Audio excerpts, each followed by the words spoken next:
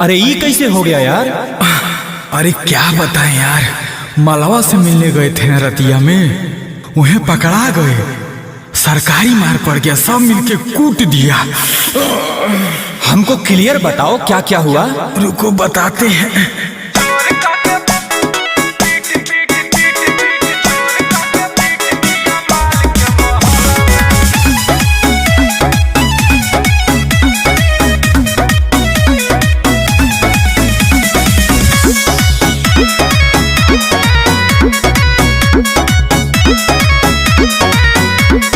चढ़े के तो चढ़ गए फान के दुतला में। उसके बाद क्या हुआ?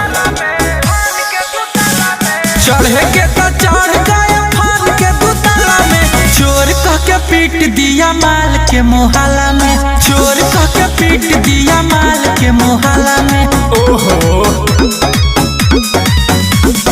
उतारे तो गोड़ा स्लिप किया नाला में। चोर कह के पीट दिया माल के मोहल्ला में। चोर कह के पीट दिया माल के मोहल्ला में।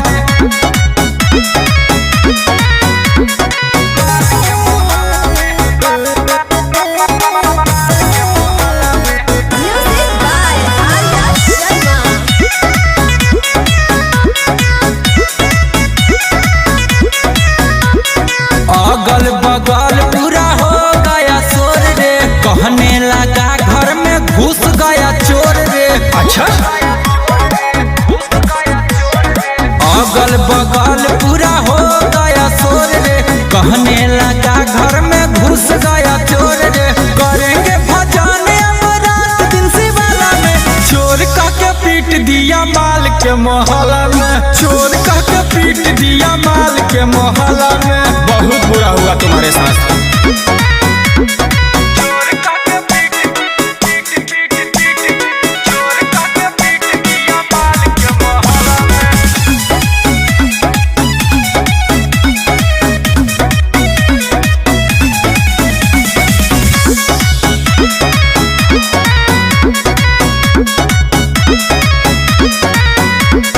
लवर से मिलने न जाएंगे दोबारा। झाड़ू से मारा कोई लाठी से मारा।